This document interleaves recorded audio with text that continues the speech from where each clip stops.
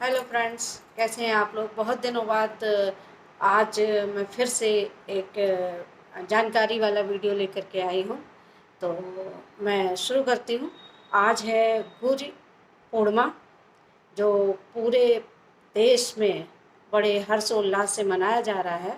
लेकिन हम और आप कुछ ही लोग हैं जो इसके महत्व के बारे में जानते हैं। तो हम चाहते हैं कि सभी लोगों को पता होना चाहिए कि हम ये गुरु पूर्णिमा का पर्व क्यों मनाते हैं।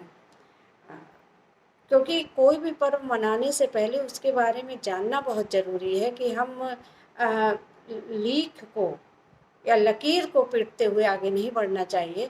हम सबको पता होना चाहिए कि ये पर्व क्यों मनाया जाता है, गुरु पूर्णिमा पर क्या ऐसा हुआ था जो हम इस पर्व को मनाते हैं। आज आप देश में देखिए, जगह जगह भंडारा चल रहा है और गुरु पूर्णिमा पे कई एक कार्यक्रम होते रहते हैं। लेकिन हमने बहुत लोगों से बातचीत की और पूछा भी और पता किया कि भाई बताइए ये गुरु पूर्णिमा क्यों मनाते हैं। तो बड़े अफसोस की बात है कि एक्चुअल में ये नहीं मालूम है कि हम गुरु पूर्णिमा का पर्व क्यों मनाते हैं।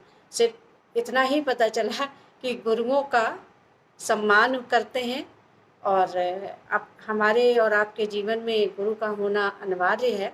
गुरु गोविंद दोऊ खड़े काके लागो पाए, गुर गुर बलिहारी आपने गुरु गोविंद दियो बताए। तो बिना गुरु के हम साधना हमारी पूरी नहीं होती है। हम मोक्ष की प्राप्ति नहीं कर सकते, हम ज्ञान की प्राप्ति नहीं कर सकते, ये सत्य है। ठीक है ना। लेकिन आज के पर्व का क्या महत्व है, क्यों हम इसको मनाते हैं। हिंदू धर्म में आषाढ़ का ये आखिरी दिन है, शुक्ल पक्ष की पूर्णिमा है। तो आज घरों घरों में कथा होती है और प्रसाद वितरित किया जाता है। मंदिरों में भंडारे चलते हैं, जगह जगह भंडारे होते हैं, इनका आयोजन किया जाता है। तो जानते हैं क्यों मनाते हैं। तो सबसे पहले ये बहुत हजारों साल वर्ष की बात है, पुरानी बात है। तो एक मत्स्य कन्या सत्यवती थी जो कि नाव चलाया करती थी। उनका नाव चलाने का काम था, लोगों को नदी से पार कराया करती थी। तो एक बार की बात कि उनके पिता ने कहा कि आप यात्रियों को पार कराओ। तो उसी समय पाराशर नाम के ऋषि जो थे वो उनकी नाव में बैठे और उनको पार करा रहे थे। तो उनसे जब बातचीत हुई तो उनका रूप देख करके, क्योंकि वो मत्स्य कन्या अप्सरा थी तो बहुत ही सुंदर थी, तो उन पे वो उनका मन मोहित हो गया और उनसे उनका समागम हुआ। समागम होने के उपरांत उन्होंने एक पुत्र को जन्म दिया और पुत्र को अब भगवान की करनी ही कहेंगे उसको, कि जैसे ही नदी पार हुई और उनको एक पुत्र की प्राप्ति हुई जिसका नाम कृष्ण वेद व्यास रखा गया। और बाद में वो इतने ज्ञानी व्यक्ति हुए, प्रसिद्ध संत हुए, ऋषि मुनि के उसमें आ गए।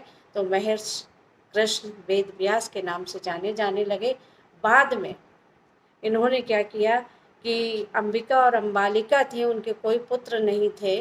तो सत्यवती के कहने पर उन्होंने अपनी दिव्य शक्ति से धृतराष्ट्र उत्पन्न हुए, अंबिका से, अंबालिका से पांडु उत्पन्न हुए।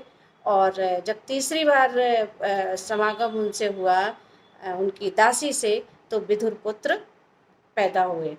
तो इस तरह से ये वेद व्यास जी का जन्म हुआ और आगे चल के इन्होंने एक बहुत बड़ा ग्रंथ की रचना की जिस ग्रंथ का नाम है महाभारत। महाभारत में लगभग 1 लाख श्लोक थे जिनको इन्होंने लिखा। तो ये हमारे पहले गुरु बृहस्पति के बाद ये गुरु मतलब पृथ्वी लोक पर पहले गुरु माने गए वेद व्यास। तो उनके सम्मान में, उनके बर्थडे पर हम गुरु पूर्णिमा के पर्व को मनाते हैं। सनातन धर्म में इसका बहुत बड़ा महत्व है। जगह जगह पर पूजा अर्चना होती है, गुरुओं का सम्मान किया जाता है और भंडारा होता है, कथाएं होती हैं। तो अब आप लोग समझ गए होंगे कि गुरु पूर्णिमा पर हम क्यों इसको मनाते हैं।